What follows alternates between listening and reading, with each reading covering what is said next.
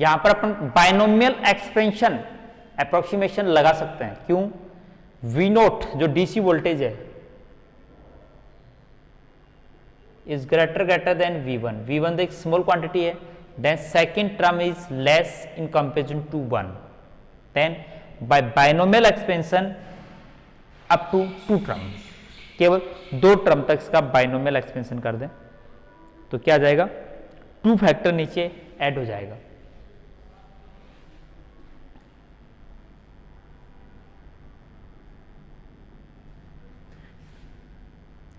V naught 1 plus V1 BI upon 2 V naught sine omega T naught theta G Y. ये अपने पास after leave the bunch cavity velocity of electron beam आ गई, जिसकी value varies है, जिसकी जो वेलोसिटी है वो कांस्टेंट नहीं है, इस फंक्शन ऑफ साइन, और sine function is depend on the T note transit time. तो मतलब साइन की वैल्यू थीटा जी के साथ में साइन थीटा वाई जी, तो अपन sine theta G bunching parameter B I है, उसकी वैल्यू चेंज होगी तो इसकी वैल्यू भी चेंज होगी। तो अपन बंचिंग पैरामीटर के बेसिस पर इसकी जो वैल्यू है वो कैसे वेरीज होगी, तो अपन एक बार बंचिंग पैरामीटर बी आई का अपन ग्राफ खींच लें। बंचिंग पैरामीटर का एंगल के साथ में, एंगल टाइम इंटरवल पर डिपेंड करता है।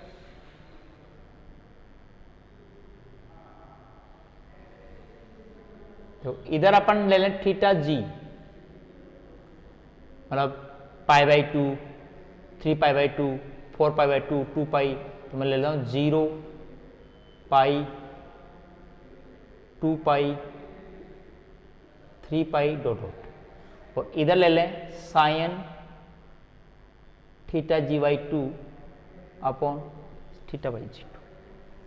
तो उसकी वैल्यू पहले थीटा जी नोट बराबर लिमिट पर तो 1 मैक्सिमम होती है, उसके बाद में इसकी वैल्यू जो अपने पास है वो वेरीज होगी साइन थीटा के साथ में, मतलब फर्स्ट वैल्यू मैक्सिमम होगी, ये ध्यान रख लेना। बाद में अपने क्या होगा, ये थीटा के साथ क्या होगा, वेरीज होगा। तो इसके बेस पर वेलोसिटी भी क्या होगी, इसकी वेरीज होगी।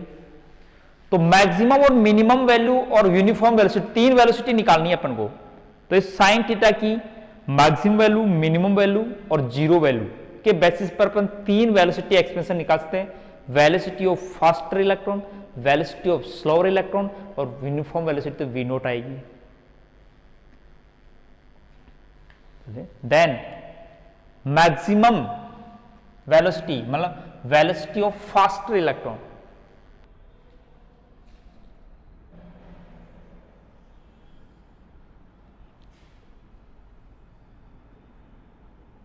Maximum velocity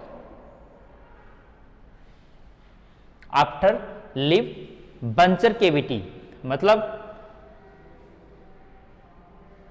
faster electron velocity, faster electron velocity, ठीक है, जिसका मैं नाम दे दूं V maximum is the also function of time t1 पर। कितना आएगा, साइन थीटा का मैक्सिमम 1 होता है, तो क्या जाएगा V नॉट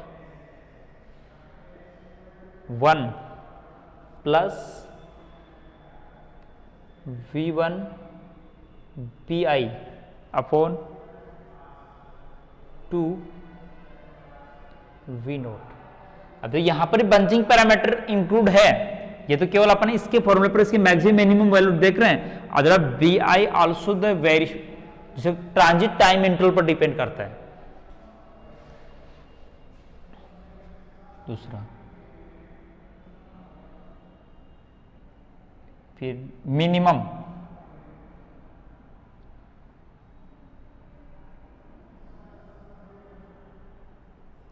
वेलोसिटी मतलब slower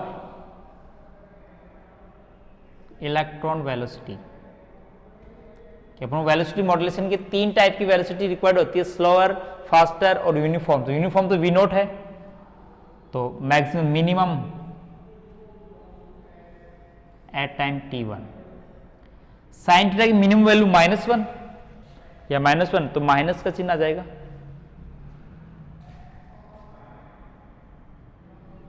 v not 1 minus v pi 2 v not. ये अपने पास फास्टर और स्लोअर इलेक्ट्रॉन और यूनिफॉर्म इलेक्ट्रॉन की वेलोसिटी के एक्सपेंशंस आ गए। तो मतलब अपने पास जो Vs साइनसोइडल वोल्टेज है उसके द्वारा इलेक्ट्रॉन्स क्या करेंगे, बंचिंग करेंगे।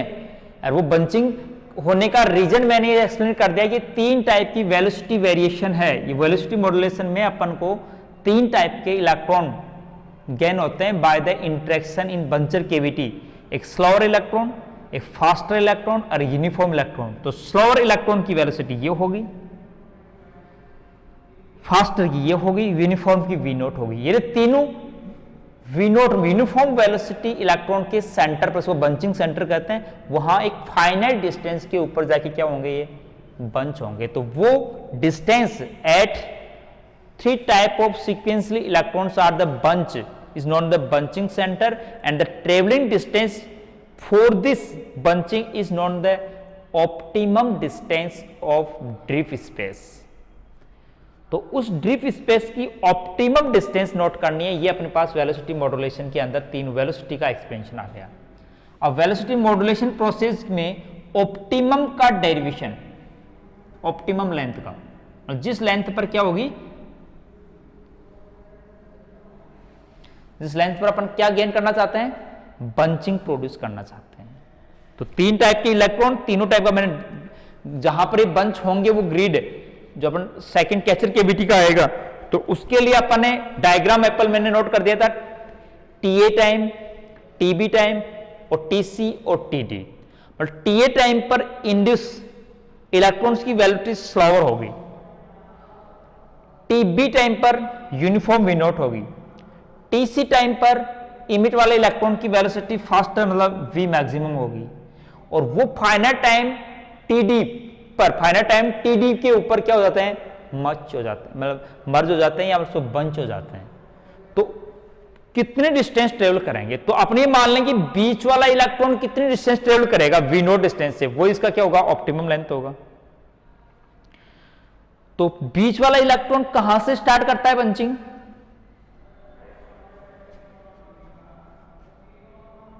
पेन टाइम नोट कहते हैं अपन ने, और चौथा बंचिंग सेंटर क्या था, ये है TA, ये है TB और ये TC और ये है TD। यहां का इलेक्ट्रॉन और यहां का इलेक्ट्रॉन और यहां से इलेक्ट्रॉन, ये तीनों बंच होते हैं किस पर, TD टाइम पर। तो अपन ये मान लें कि जो मीड वाला इलेक्ट्रॉन है, यहां से यहां के बीच में कितना टाइम लगा, T बराबर TD माइनस TB, और इतने टाइम में वो जितनी डिस्टेंस ट्रेवल की वो इसकी ऑप्टिमम लेंथ है। तो मतलब ड्रिफ्ट स्पेस में बंचिंग सेंटर के लिए डिस्टेंस डेल्टा L, या अपन ट्रेवलिंग डिस्टेंस का गैप है L भी नोट कर लेते हैं, delta L is equal to time कितना लगा इसको, TD TB, और स्पीड कितनी है इसकी, V नोट। अदरवाइज अपन दूसरे इलेक्ट्रॉन फास्टर और स्लोअर के लिए भी निकाल सकते हैं। ये तो for the uniform, for uniform electron के लिए ऑप्टिमम लेंथ, तो मतलब ट्रेवलिंग डिस्टेंस, तो ट्रेवलिंग डिस्टेंस तो तीनों एक ही जगह से इमिट हो रहे हैं, एक ही जगह जाके मिल रहे हैं, तो सबकी सेम ही होगी, डेल्टा L। तो फॉर द स्लोअर के लिए क्या लिखें, कितना टाइम लगा स्लोअर को, TD minus TA,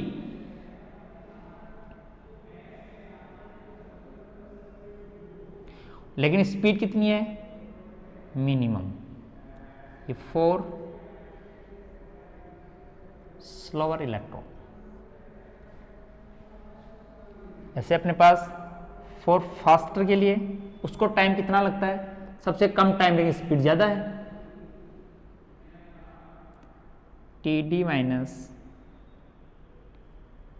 TC V maximum. 4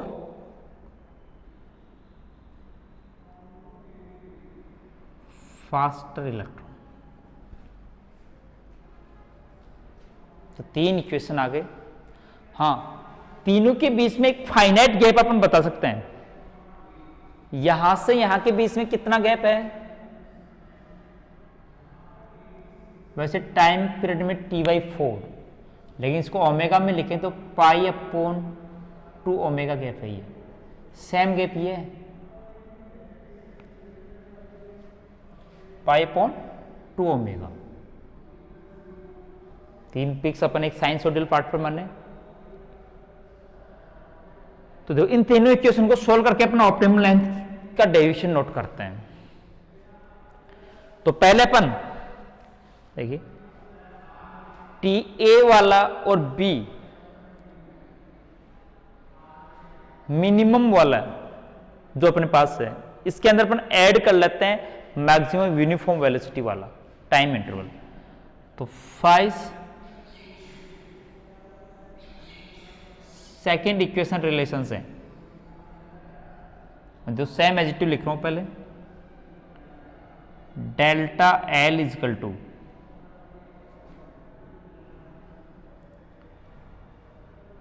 TD minus TB plus TB minus TA into V minimum. Add कर दिया, सब्सट्रैक्ट कर दिया, ठीक है। A और B के बीच में फाइनाइट गैप है। B में A में कितना है, π/2 ओमेगा।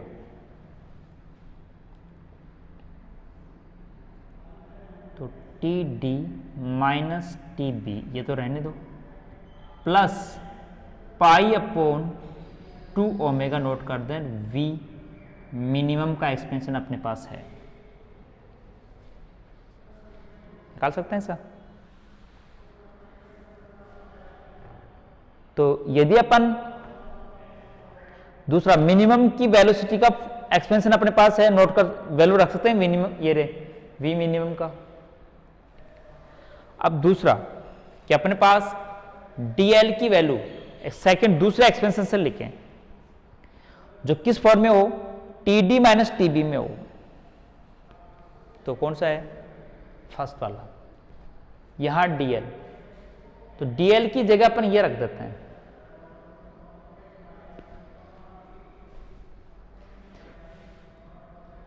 तो इसको रखने पर इक्वेशन बन जाएगा अपने पास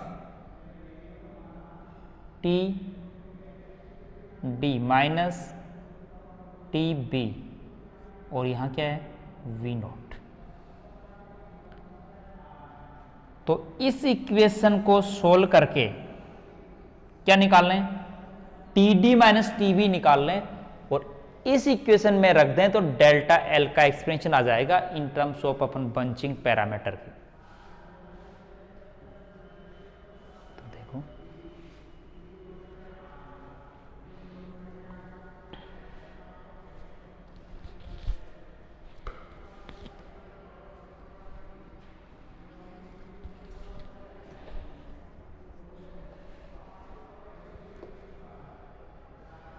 यहां वेलोसिटी दे, ध्यान में V मैक्सिमम में V naught 1 plus V1 upon 2 V naught और ये माइनस 2 V नोट आता है।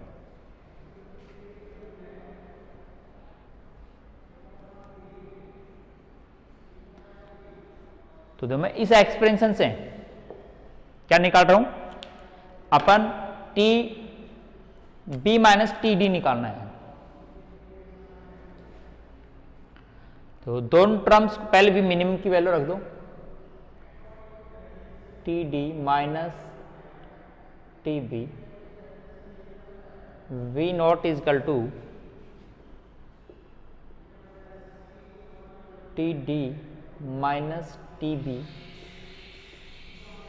प्लस पाई अपॉन 2 ओमेगा, और वी मिनिमम की वैल्यू वी नॉट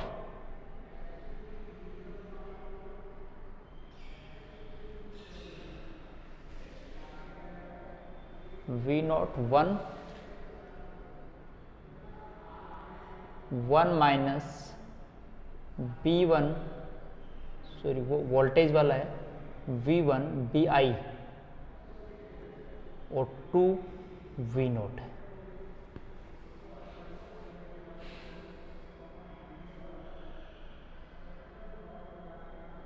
ठीक है, तो दोनों को सोल्व करो। तो एक बार जो वी नोट का एक्सपेंशन आएगा, वी नोट का डिवाइड दे दो दोनों तरफ, तो वी नोट तो कैंसिल हो गया। फिर एक term T D minus T V तो कैंसिल हो जाएगी। ठीक है, दूसरी इक्वेशन के साथ में आएगा, मतलब वी नोट कैंसिल, तो क्या आ जाएगा, t D minus T V is equal to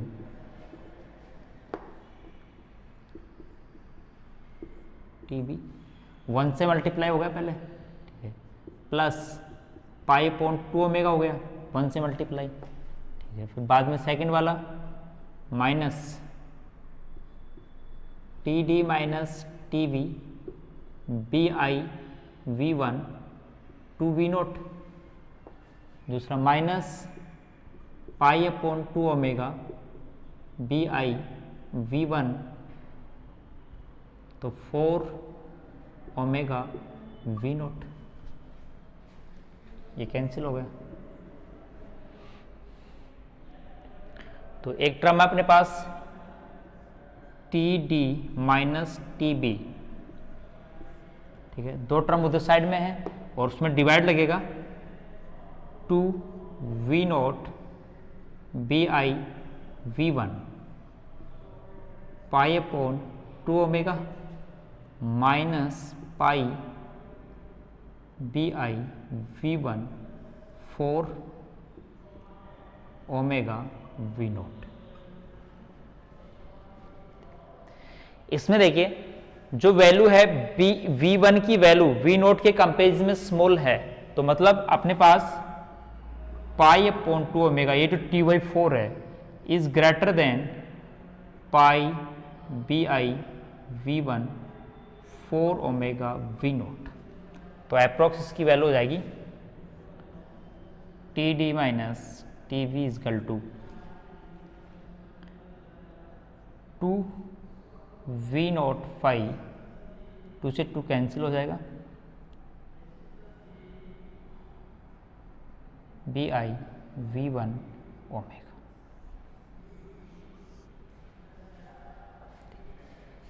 ये टी डी माइनस टी वी की वैल्यू यहां सब्स्टिट्यूट कर दो तो ऑप्टिमम लेंथ आ जाएगी। तो optimum length is equal to, यहां वैल्यू रख रहा हूं, तो यहां आएगा वी नोट 5 और स्मॉल वी नोट वेलोसिटी वाला बी आई वी वन ओमेगा। ठीक है, मतलब बाय मीन्स बंचिंग पैरामीटर जो है अपने पास वो ऑप्टिमम लेंथ बंचिंग पैरामीटर पर डिपेंड करती है। इसकी वैल्यू कम होगी तो बंचिंग पैरामीटर जितना कम होगा ऑप्टिमम उतनी ज्यादा होगी, बंचिंग स्ट्रॉन्ग जितनी ज्यादा होगी ऑप्टिमम स्पेस भी उतना ही कम होगा। ये ऑप्टिमम लेंथ डेविएशन। अब अपन नोट करना चाहते हैं एफिशिएंसी ऑफ क्लेस्ट्रॉन का derivation, efficiency of 2 cavity klystron के लिए।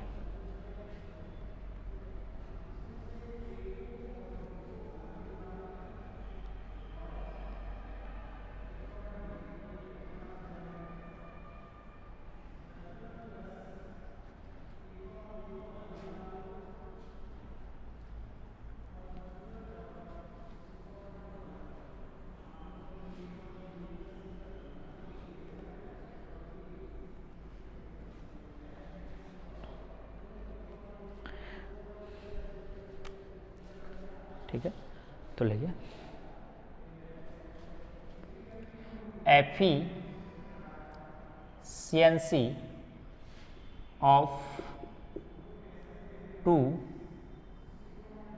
cavity klystron. और एफिशिएंसी का सिंपल फॉर्मूला होता है output power upon input power, लेकिन यहां पर अपने पास आउटपुट पावर और इनपुट पावर का मतलब कैसे निकालें, करंट निकालनी पड़ेगी, जिसको अपन वेलोसिटी मॉड्यूलेशन से travelling electron beam also behave as a current. तो input current I naught, output current को अपन सेकंड जो कैचर कैविटी है वहां पर इंड्यूस करंट कितने टाइम पर, T2 टाइम पर, तो अपन इसको करंट I2 मान लेंगे। हाँ, चार्ज कंजर्वेशन होगा कि जितना चार्ज फर्स्ट बंचर कैविटी से पास होगा उतना चार्ज ही सेकंड कैचर कैविटी से पार होगा, लेकिन फर्क क्या होगा कि वो फाइनाइट टाइम इंटरवल में टाइम इंटरवल का डिफरेंस होने से करंट डिफरेंस हो जाएगी। अब करंट डिफरेंस क्यों होगी कि वहां पहले सिंगल कंटिन्यूसली सिंगल इलेक्ट्रॉन आ रहे हैं, यहां पर 10 इलेक्ट्रॉन्स पास हो रहे हैं, बंच हो गए, हाँ हो रहे हैं उतने टाइम फिर स्पेस आ रहा है, तो अपन एक हाई पावर पल्सेस फॉर्म में इंड्यूस हो रहे हैं यहां, तो वो बंचिंग फॉर्म से हो रहा है। तो अपन आउटपुट तो डीसी इनपुट है, लेकिन आउटपुट तो क्या है, एसी फॉर्म है।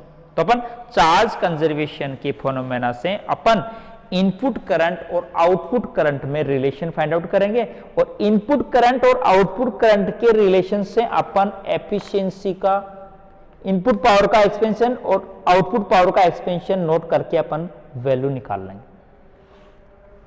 तो देखिए ऑप्टिमम लेंथ का डेरिवेशन अपन ने कर लिया, ये भी अपन इसमें यूज करेंगे।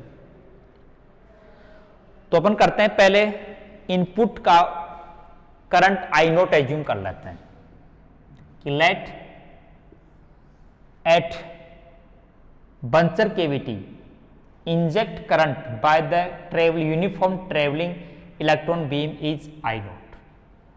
Second catcher cavity after the modulation induce the I2। ठीक, ये किस टाइम पर था, T नोट पर, कौन सा, I नोट। लेकिन I2 किस टाइम पर निकालना है, मैंने यहां पर पहली वाली केविटी के ऊपर टाइम इंटरवल से नोट कर लिया था, small T note, small T1। तो सेकंड वाली जो केविटी है वहां पर इंटर टाइम अपन T2 और T3 मान लें, तो एट टाइम T2 पर चाहिए अपन को, T1 पर I नोट है, तो सेकंड कैविटी में जैसे बंच इलेक्ट्रॉन इमिट करते हैं वहां इंड्यूस करंट I2 निकालनी है। तो मान लें कोई DQ चार्ज अपन I नोट को डिफाइन करें कि I naught is equal to DQ अपॉन DT नोट,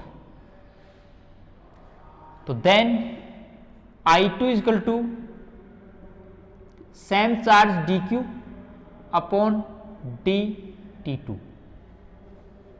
टाइम इंटरवल का फर्क है, वहां फास्टली स्लोली जो अपने पास इलेक्ट्रॉन बंच इलेक्ट्रॉन होके वो एक मॉड्यूलेटेड वेलोसिटी बनी है, यहां अपने पास यूनिफॉर्म थी, ये फॉर्मूला था। तो दोनों में चार्ज कंजर्वेशन से DQ इक्वल टू DQ, दोनों इक्वेशन से अपन लिख सकते हैं I नोट DT0 बराबर I2 DT2। तो मतलब अपन को I2 निकालना है, output current, output voltage V2 मान लेंगे, तो आउटपुट वोल्ट पावर अपन कैसे लाया, V इंटू आई, एवरेज पावर हो तो हाफ V इंटू आई, तो अपन I2 इक्वल टू लिख सकते हैं I नोट DT0 DT2। मतलब T2 का और T नोट के बीच में रिलेशन फाइंड आउट करना है। मैं बताता हूं T2 टाइम कौन सा है, T नोट टाइम कौन सा है, इन दोनों के बीच में जो टाइम है इसको ट्रांजिट टाइम T नोट तो कहते हैं। यहां ये जो टाइम है वो क्या होगा, ऑप्टिमम लेंथ, ये डिस्टेंस कौन सी है, ऑप्टिमम लेंथ। तो ऑप्टिमम लेंथ को T डैश मान लूं, ट्रेवल करने में बंच सेंटर को कितना डिस्टेंस लगा, dl अपॉन वी नोट। तो मतलब क्या हुआ, T naught plus tau plus delta L upon V naught is equal to T2 है।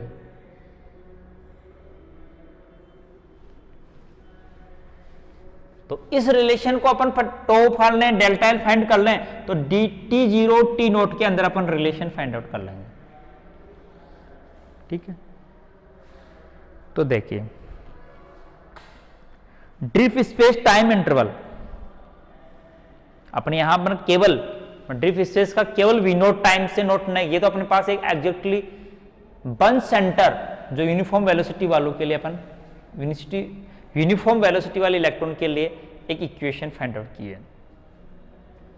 क्या निकालना चाहते हैं अपन, dt0 dt2, ताकि अपन I2 निकाल लें। I नोट है इनपुट पावर और आउटपुट पावर का एक्सपेंशन निकालना ताकि एफिशिएंसी निकाल लें। दक्षता निकालने के लिए आउटपुट पावर चाहिए, इनपुट पावर चाहिए। तो आउटपुट और इनपुट पावर को करंट फॉर्मूले में ऐसे लिखेंगे कि देखो AC होगी तो पावर आउटपुट तो AC है, तो एवरेज आउटपुट पावर को अपन I2 और कोई V2 voltage, total voltage induce V2 मान लेंगे। ठीक, वो तो जो वोल्टेज पूरी क्रिस्टोन ट्यूब के ऊपर अप्लाइड है। फिर इनपुट पावर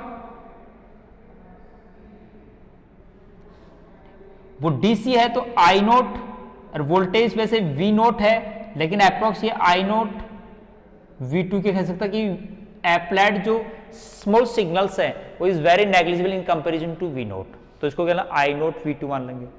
तो अपन को वैल्यू I नोट की वैल्यू को किसके टर्म में निकालना है, I2 की वैल्यू को I नोट के टर्म में, ताकि दोनों का रेशियो करके एफिशिएंसी इक्वल टू होगा output power upon input power. ये एक्सपेंशन करना चाहते हैं, तो इसके लिए मेन एक्सपेंशन क्या आ गया I2 का, और I नोट तो फिक्स है लेकिन dt0 अपॉन dt2 की वैल्यू निकालनी है अपन को। ठीक है, इसके लिए अपन डेरिवेशन कर रहे हैं।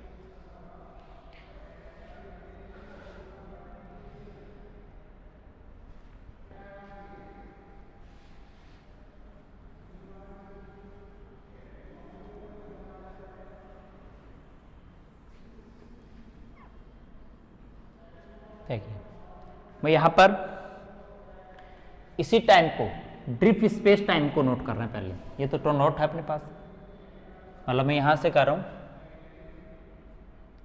T2 माइनस T1 निकालना है आपको, T2 माइनस T1। यहां अपन मान लेते हैं डिस्टेंस कितनी है डेल्टा एल, और यहां पार्टिकल की वेलोसिटी VT1। अब मैक्सिमम मिनिमम या यूनिफॉर्म अपने नाम नहीं दिया, VT1 नाम दे दिया, मतलब मॉड्यूलेटेड वेलोसिटी है वहां पर। अब VT1 की वैल्यू साइन ट्रांजिट टाइम वाले फॉर्मूले में अकॉर्डिंग अपन ये ऑप्टिमम लेंथ है, डेल्टा एल क्या है, optimum length at bunching is gain by velocity variation electrons in drift space. तो डेल्टा लिख दें, एल लिख दें अपन इलेक्ट्रॉन। तो देखो डेल्टा एल यहाँ वी टी की जगह पीछे देखो वी नोट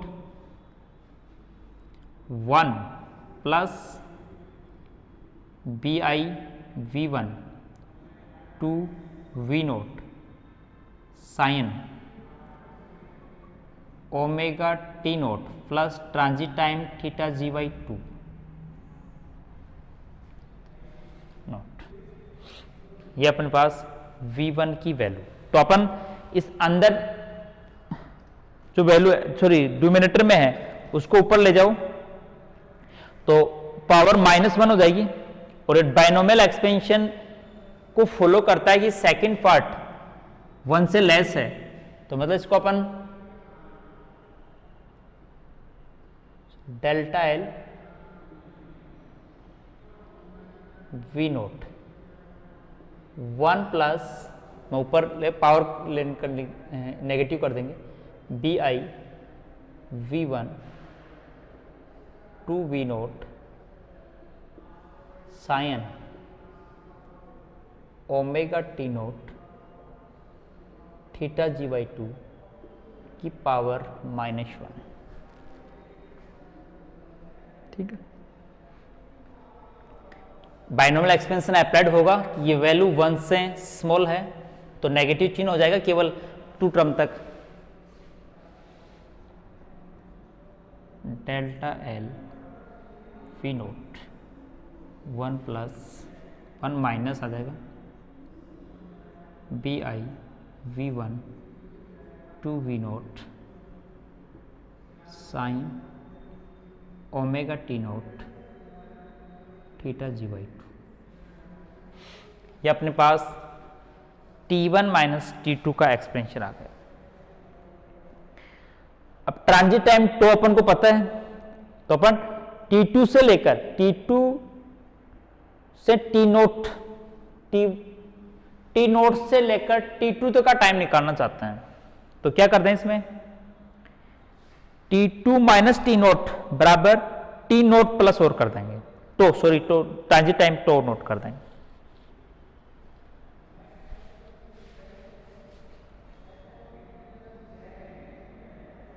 और T2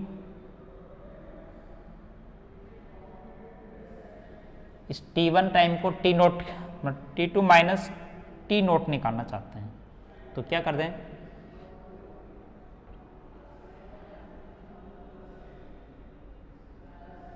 two plus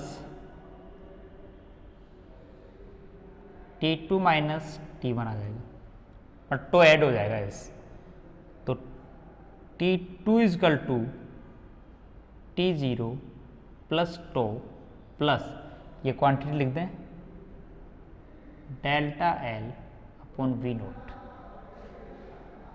1 minus B I V1 to V naught sine T naught plus theta g/2। मतलब टी नोट का T2 का टी नोट के टर्म्स में एक्सप्रेशन आ गया, तो अपन को dt2 अपॉन dt0 निकाला, टी नोट के रेस्पेक्ट में इसका डिफ्रेंसिएशन कर लें।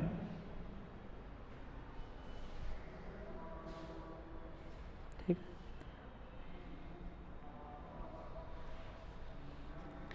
यहां अपने पास ये डेल्टा एल वी नोट, इसको अपन एक फाइनाइट वैल्यू क्या लिख दें,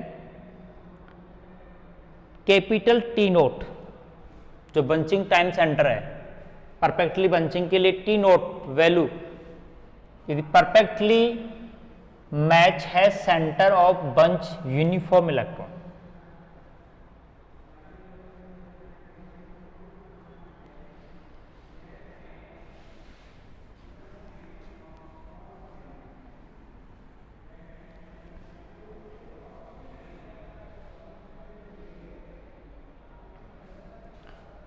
तो डिफ्रेंशिएशन कर रहा हूं, पहले मैं एक बार एक टर्म नीचे कर लूं, टेट T naught is equal to 1 tau का 0, ठीक है, plus capital T naught constant रहेगा, लेकिन फर्स्ट 1 का 0, ठीक है। यहां साइन ओमेगा टी नोट का तो ओमेगा मल्टीप्लाई में आएगा और कोस बन जाएगा, तो minus omega B I V1 upon 2 V naught cos omega T naught plus theta g/2। ठीक है, इसको मैं ऊपर लिख रहा हूं 1 टी नोट 0 पर टी नोट सेकंड वाले से मल्टीप्लाई हो जाएगा, तो D T2 upon T naught is equal to 1 minus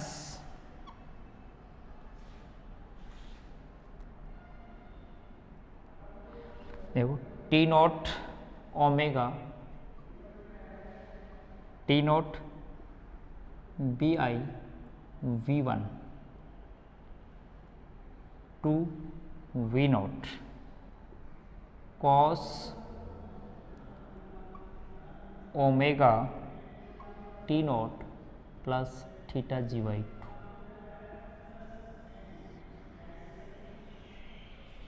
जो अपन को रिक्वायर्ड थी वहां पर क्या I2 की वैल्यू फाइंड आउट करने के लिए, तो इसको अपन जस्ट रिवर्स किया, अपने पास T2 अपॉन टी नोट की वैल्यू आ गई, तो टी नोट अपॉन T2 निकालना है। यहां पर ये जो अपने पास एक कांस्टेंट आ रहा है कोफिशिएंट में x में, इसको कोई कोफिशिएंट माना गया है और ये बंचिंग प्रोसेस चल रही है, इसका कैपिटल X नाम दे दिया, dt2 dt not 1 minus x cos t0 y2, where x is the bunching parameter.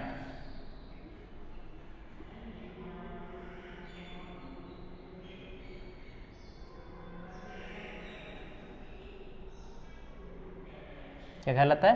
Bunching parameter. तो ये वैल्यू सब्स्टिट्यूट करके अपन I2 की वैल्यू निकाल रहे हैं और यहां x से एक बंचिंग पैरामीटर के रूप में डिफाइन किया गया है।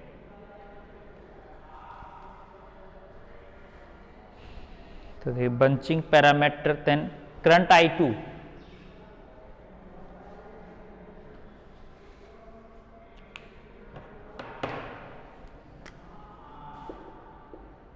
I2 इजकल टू था अपने पास क्या था, I naught D T naught upon D T2। तो हम इसका रिवर्स कर दें, तो I naught upon 1 minus X cos omega T0 plus theta Y G2, ये I2 का एक्सपेंशन आ गया। ठीक, अब यहां जो I2 को अपन एक सिंपल की 1 upon 1 minus X cos theta है, ये कॉम्प्लिकेटेड फंक्शन है, तो अपन फूरियर एनालिसिस करके वो सिंपल हार्मोनिक फंक्शन में अपन चेंज कर सकते हैं। लेकिन वो किस टाइप का टर्म आता है, वो कैसे निकालते हैं कि जैसे इस टाइप का कोई फंक्शन है f, तो जो फूरियर सीरीज एक्सपेंशन के अकॉर्डिंग से I2 को अपन ऐसे लिख दें कि first term is the A note, मतलब कोई ए नोट मान लिया, समीशन ए एन, तो cos N omega T plus B N, A naught है कोस में आ गया, B N sine N omega T, N N omega T, जहां एन की वैल्यू यहां पर 1 से स्टार्ट होगी, 0 वाला पार्ट अपने ही है। अब यहां फंक्शन T1 T2 किसका फंक्शन है, अपने पास T2 का है, जो I2 है वो किस टाइम के ऊपर इंड्यूस है, T2 पर। तो यहां जो अपने पास टाइम है कि डिफरेंशिएशन इंटीग्रेशन किसके रेस्पेक्ट में करेंगे, तो T2 की, I2 किसका फंक्शन है, किस टाइम पर है I2, एट टाइम T2 पर है। हाँ, T2 का T1 में T नोट में अपन रिड्यूसन कर सकते हैं, तो A naught plus summation A N cos N omega T2 plus P N sine N omega T2। तो डेफिनेशन से by the Fourier coefficient A naught is equal to total time, तो अपन एंगल ट्रांजिट एंगल के term में note करते हैं, total time interval, total time cycle का 2 pi का ले लिया अपन कि current is at catcher cavity has the period wave form of time period 2 pi upon T, मतलब पूरा वेव फॉर्म है, कंप्लीट साइकिल के बाद में जो वेव है I2 पर इंड्यूस होती है। मतलब फर्स्ट आई नोट जब इंटर होती है और सेकंड कैचर कैविटी में जब इंटर होती है तो एक साइकिल टाइम इंटरवल हो जाता है, मतलब कैपिटल टी टाइम इंटरवल हो जाता है। तो कैपिटल टी टाइम इंटरवल का इंटीग्रेशन अपन यदि अपन एंगल में इंटीग्रेशन करना चाहें तो 1/2 पाई और -पाई से लेकर पाई तक ऐसे इंटीग्रेट करते हैं। यदि अपन थीटा में करना, ओमेगा टी है तो ओमेगा टी थीटा का डायमेंशन है, तो पहले I2 का इंटीग्रेशन करना पड़ेगा डी ओमेगा T2 के रेस्पेक्ट में, मतलब थीटा के रेस्पेक्ट में। an का वही 1/पाई -पाई से पाई इंटीग्रेशन और कोस n ओमेगा T2 से मल्टीप्लाई करने पर तो स्क्वायर बनता है, तब अपन इसकी वैल्यू निकालते हैं। तो I2 कोस n ओमेगा T2 1/पाई -पाई से पाई I2 कोस n omega T2 D omega T2, ठीक है। और bn वैल्यू वही 1/2 पाई, सॉरी 1/पाई आएगा इसमें जो bn कोफिशिएंट स्क्वायर में, तो वही -पाई से pi I2 sine n omega T2 D omega T2। इसका ऐसे फूरियर एक्सपेंशन कर सकते हैं ताकि अपने पास एक सिंप्लीफाइड फॉर्म आ जाए। जब इस टाइप से अपन इसमें वैल्यू रखकर देखो, फिर भी वैल्यू रखेंगे तो अपने पास एक कॉम्प्लिकेंसी आएगी कि ओमेगा टी नॉट थीटा जी का फंक्शन है ये, यहां वैल्यू रखेंगे I2 का, तो ओमेगा टी नॉट के साथ का एक्सपेंशन एक फंक्शन बनेगा, मतलब एक लीनियर एक साइनसोडियल या कोसाइन फंक्शन आप मान सकते हैं, n=0 के लिए, n=1 के लिए, n=2 के लिए, n=3 के लिए। तो साइनसोडियल बेसेल फंक्शन ऑर्डर होते हैं। तो कोसाइन को अपन यदि a नोट बराबर, जैसे अपन I नोट की वैल्यू रखें डी ओमेगा T2 के रेस्पेक्ट में डिफरेंशिएशन करें तो T2 को अपन पहले T नोट में कन्वर्ट करेंगे। कैसे?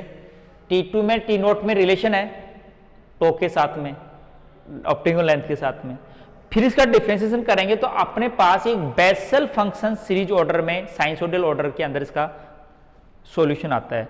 तो a नोट इजकल टू तो फिक्स आता है इसका I नोट, जैसे a नोट I2 की वैल्यू रखेंगे और ओमेगा T2 के रेस्पेक्ट में, तो ये कांस्टेंट जो वैल्यू आएगी उसको अपन I नोट नाम दे, वो I नोट का ही टर्म आएगा। अब वो कैसे आएगा? डिफरेंशिएशन वैल्यू के अंदर सब्स्टिट्यूट करने पर आएगा। जैसे यहाँ पर अपन ओमेगा T2 की जगह T नोट के रेस्पेक्ट में लाओ, फिर T नोट के रेस्पेक्ट में से डिफरेंशिएशन सॉरी इंटीग्रेशन करेंगे तो अपने पास जो कांस्टेंट बाहर में I नोट, उसका वैल्यू 1 हो जाता है। तो ये वैल्यू तीनों कांस्टेंट की वैल्यू में फिक्स रख देता हूं जो इंटीग्रेशन करने के बाद में फाइंड आउट होती है। मतलब इस टाइप के तीनों कांस्टेंट को जब इंटीग्रेट करके करें तो पहला फंक्शन तो I नोट आता है और दूसरे वाले फंक्शन बेसेल फंक्शन के ऑर्डर में फाइंड आउट होते हैं। तो an is equal to I naught, an is equal to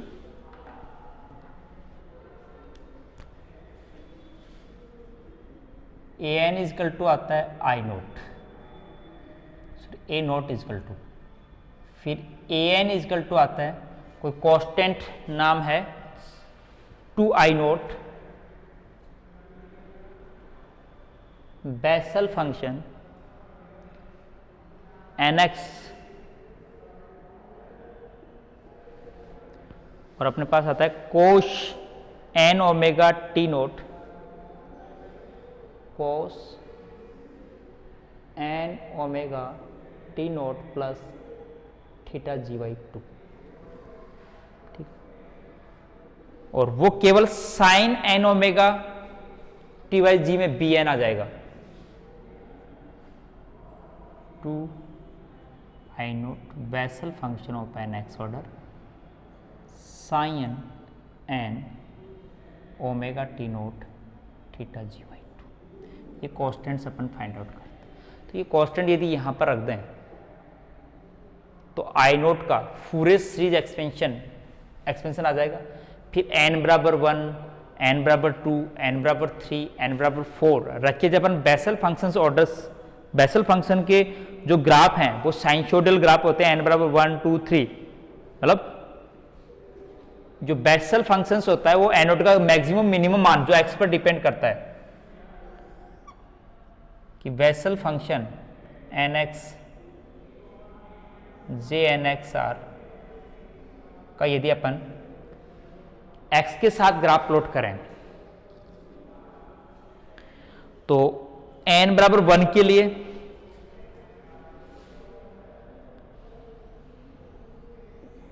तो n बराबर 2 के लिए, n बराबर 3 के लिए, मतलब j1x, ये j2x, ये j3x क्या एक्सपेंशंस हैं। ये अपन बेसल फंक्शन की कैरेक्टरिस्टिक जो रोडिंग फॉर्मूला होता है उसके अकॉर्डिंग अपन इसका एक्सपेंड कर सकते हैं। तो ये j1x की जो मैक्सिमम वैल्यू हो फाइनाइट वैल्यू 0.585 पर, x की एक फाइनाइट वैल्यू पर इसकी j1x की वैल्यू मैक्सिमम, x की वैल्यू 0.5 के ऊपर j1x की वैल्यू मैक्सिमम होती है। तो इस कैरेक्टरिस्टिक मॉड्यूलेटेड वेव है, मतलब ये I2 क्या है, एक मॉड्यूलेटेड वेव है, ठीक है। तो अपन इस I2 का एक्सपेंशन अपने पास एक बेसल फंक्शन ऑर्डर के अंदर नोट कर लेते हैं, ठीक है। अब अपन इंड्यूस करंट है जो बेसल अपन current induce in catcher cavity I2, तो I2 का एक्सपेंशन अपन बेसल टर्म में ले लिया। तो दोनों बेसल टर्म को अपन साइन और कोसाइन वाली जो दोनों टर्म्स हैं उनको अपन एक कंबाइंड फॉर्म में सब्स्टिट्यूट कर दें। जैसे मान लो यहां ओमेगा टी जीरो की जगह क्या ले सकते हैं, omega T zero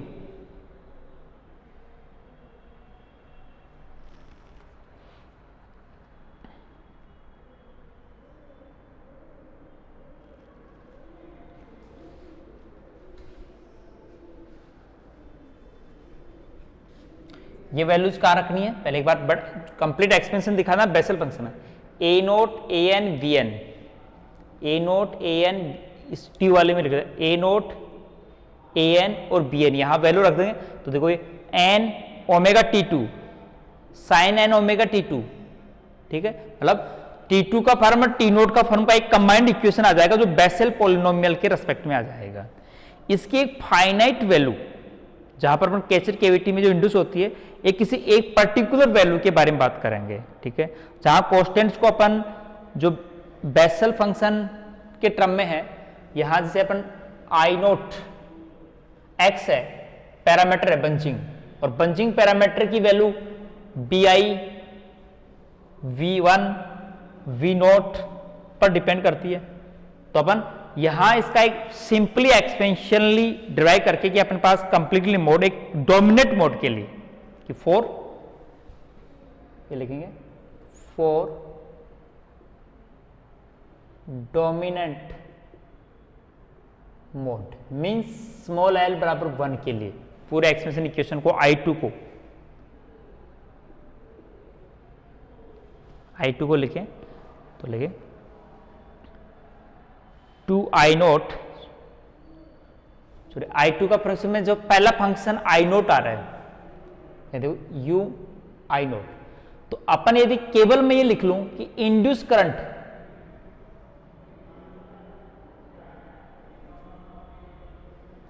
I note factor तो अपने पास इंजेक्ट है इसमें, तो I नोट के अलावा बंचिंग होने से कितनी करंट इंड्यूस हुई, तो पहला फैक्टर I नोट माइनस कर दो, तो I2 मतलब कैचर केविटी के ऊपर इंड्यूस करंट का फॉर्मूला लगा दें तो I नोट कैंसिल कर दें फर्स्ट फैक्टर, तो सेकंड फैक्टर से चालू हो जाएगी 2 multiply I naught B naught Bessel function first order का x रह जाएगा cos omega T2 minus omega T naught minus theta G by 2। यहां पर कोसाइन दो टर्म नहीं है, दोनों टर्मों को साइंटिफिक फॉर्मूले से अपने पास कोस ए प्लस बी के फॉर्मूले से अपने दोनों को एक जगह लिख लिया।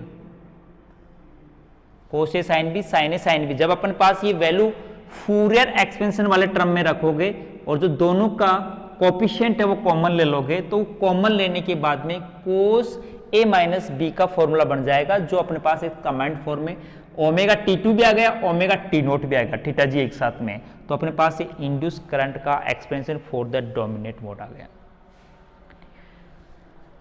अब आइडियल किस्टोन, यहां कंडीशन अपने पास ये फिर भी अपने पास एक कॉम्प्लिकेट फंक्शन है। एक अपन आइडियल, इसकी मैक्सिमम जो वैल्यू, कोस की वैल्यू जो वैल्यू है अपन 1 मान लें इंड्यूस करंट में, कि अपन इसकी मैक्सिमम वैल्यू और मिनिमम वैल्यू की मैक्सिमम वैल्यू कितनी हो सकती है, अपन मैक्सिमम पावर निकालना चाहते हैं, तो maximum value cos omega T not, इसकी वैल्यू कितनी आ जाएगी 1। तो induce current amplitude for the cup maximum coupling के लिए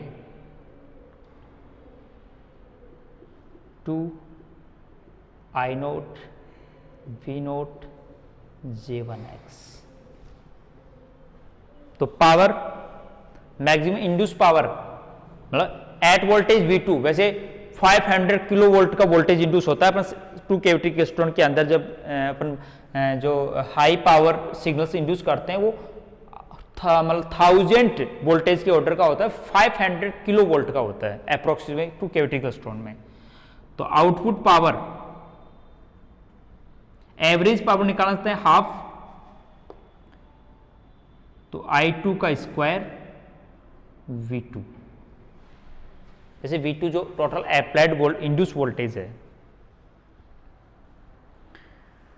तो V2 से मल्टीप्लाई कर दो, हाफ से मल्टीप्लाई कर दो इस फंक्शन को, तो ये क्या हो जाएगा, हाफ से आप कैंसिल हो जाएगा, सॉरी केवल I नोट स्क्वायर हो तो R आता है जब रेजिस्टेंस, I2 इंटू V2 होता है, तो I naught B note J1X और V2। और इनपुट पावर को अपन I नोट V2 लिख दें,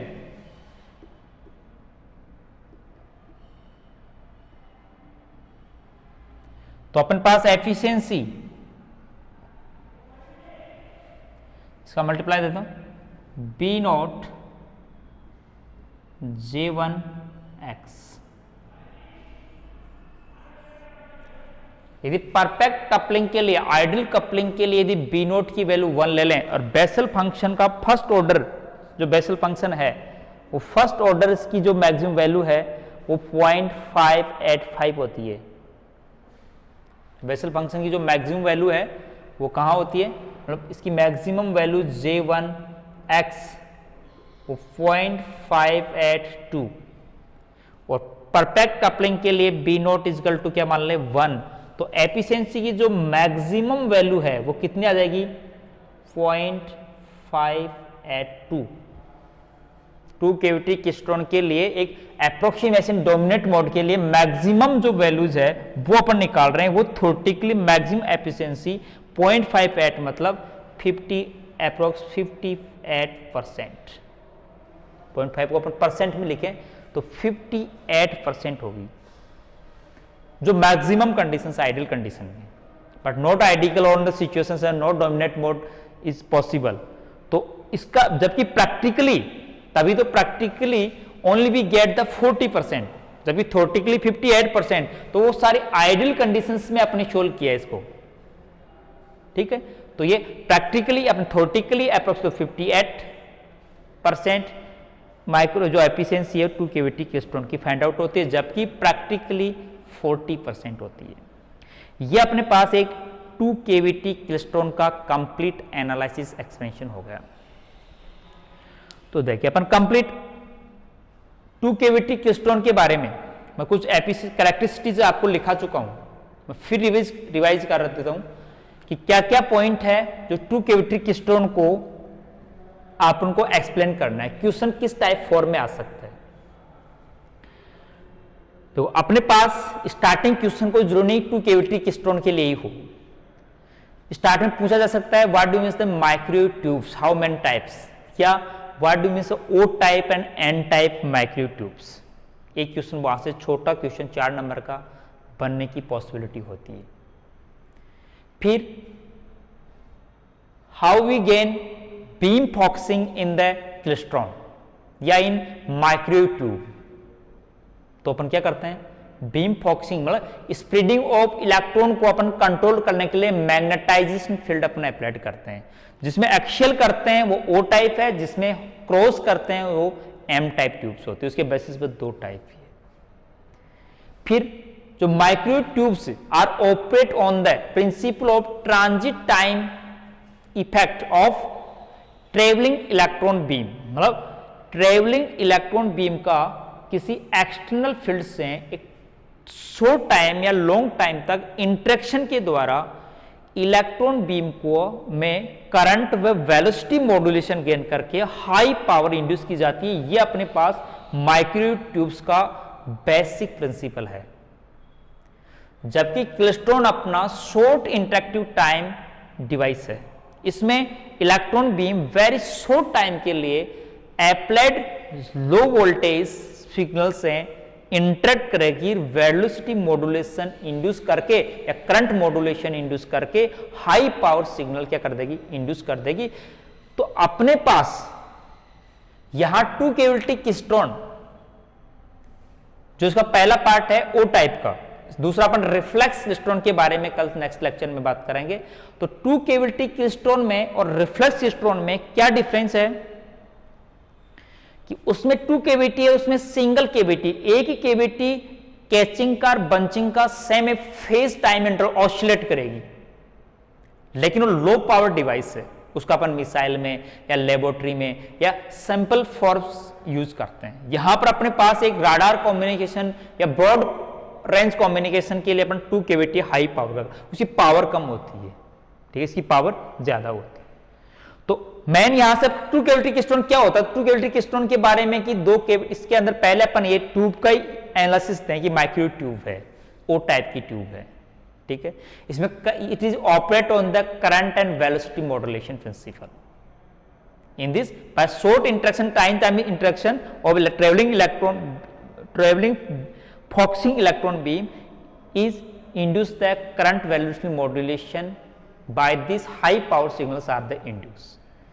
फिर इसका डायग्राम बनाएंगे, कंसिस्ट कंपोनेंट्स क्या है। तो कंसिस्ट कंपोनेंट्स में 2 कैविटी क्लिस्ट्रॉन में क्या क्या है, एक इलेक्ट्रॉन गन है, थोड़ा सा बता दें इलेक्ट्रॉन गन क्या होता है, इसका डायग्राम बना दें। फिर इसके बाद में 2 कैविटी होती है, 2 cavity simply vacuum tube, micro tube भी कहते हैं इसको। तो वैक्यूम ट्यूब का फ्री स्पेस के अंदर इंटरेक्शन होता है, यहां कोई स्पेस इंटरेक्शन नहीं है। तो 2 कैविटी होती है, 2 प्लेटें होती है पैरेलल, जिनके बीच में फाइनाइट डिस्टेंस होती है, वेरी स्मॉल डिस्टेंस होता है, ट्रांजिट गैप कहते हैं।